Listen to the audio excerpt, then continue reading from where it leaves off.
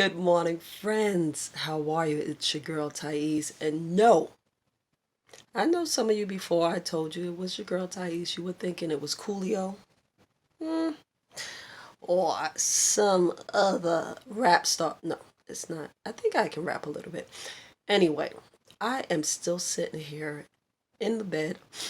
I did get up and shower. Yeah, brush my teeth, but I'm still having a hard time get up. And I wrote down some notes that I wanted to share with you to make a parallel to help you see what's going on in the natural as well as in the spiritual, because it really is a parallel universe that things are going on.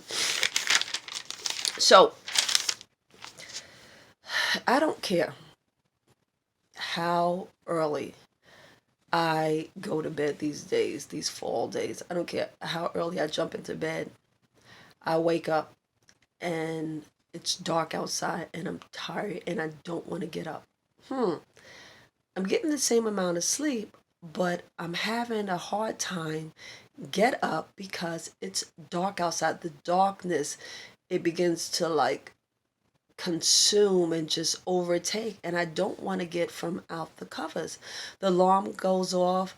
I'll get up and I'll listen to some inspirational music, and then I'll listen to my pastor on our morning call, and I still don't want to get out of bed. I'll take a shower like today, and I get dressed, and I still want to curl back up. Darkness does it. What is it about the darkness? And I jot some notes because I wanted to make sure that I really gave you some information. So darkness is not is the absence of light. Darkness is the absence of light. Just like when we think about people and skin colors, we all came from the same place where God created us. So some of us have more melanin in it, which makes us darker, and our lighter brothers and sisters, they're the same person, but they have an absence of all of this melanin. Okay, so darkness is just you strip all the colors out. If you put all the colors in, they make black, right? So darkness is the absence of light. Let us understand that. So these days when I get up and I try to do all the things that I'm doing is dark outside, is stripping me of something that is vital. And then what I do is lately, the last couple of days, I am not a coffee drinker because sometimes it just really jacks my stomach up.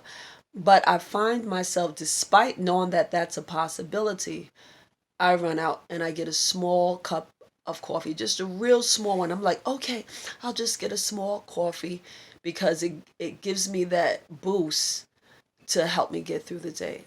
And I thought about it. The darkness. In the darkness, we can't function in the way that we were naturally designed.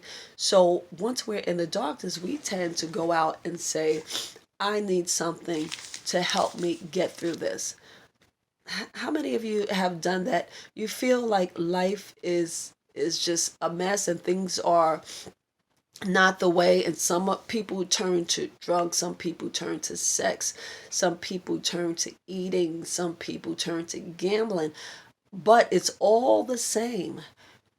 In the darkness, whether it's the physical one like happening right here or a spiritual darkness, we tend to say, what can I do? Well, so let me go back to the coffee. So when I get the coffee, I go to school and I'm naturally like an energetic person. I'm a morning person. Everyone at work knows that. I come in, I'm singing, I'm dancing, and by the afternoon, I might have a little song or joke in me still, but I'm exhausted. Well, there comes a point in the day when after I drink coffee, there's an effect that happens. I start feeling a little palpitation. It's right before the crash, yeah. Little palpitation, and I'm feeling this way and I go, "Oh my gosh, the coffee is starting to the high of the coffee is starting to come down." Same thing when you're out there and you are into all of these artificial things, whether it's drugs or smoking, there comes a time when the artificial high that you get from trying to substitute the light that only God can give to get out that feeling that darkness creates. You start taking all that stuff, but there's a crash at the end of it. And I think a lot of people know in the beginning that there's a crash. But like me with coffee, I'm like, oh my gosh, I just got to make it through the day. Instead of really taking the time to do the things that I know proven will get me up. No, we're like, oh, quick, I'm going to get me this artificial fix. Well, nothing can replace the light that God delivers to us. Absolutely nothing. Okay?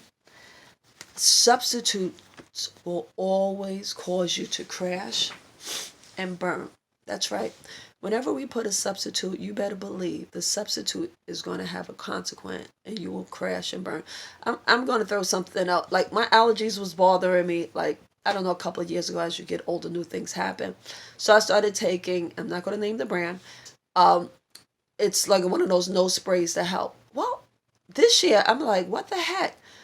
My nose is, allergies seem to get worse and the nose is bothering me, and I think it has something to do with putting that spray in my nose. And there was a worker at work, she says, beware of those things, because I had this situation. And I says, wow, sometimes instead of we do things the natural way, the way that God has ordained us to do, there's consequences at the end. I want you to think about that as you get up in the morning and the darkness is there and you don't feel like doing it. I want you to think about what I said today. Darkness is the absence of God and His light. And guess what? Substitutes will not cover it. You have to get back to the light. And guess what? It does mean denying yourself. Fighting against that body that doesn't want to listen. Fighting against that heart that doesn't want to listen. Fighting against that mind that doesn't want to listen. But guess what? It's better than doing it to find yourself later crashing and burning. I love you. Have a great day.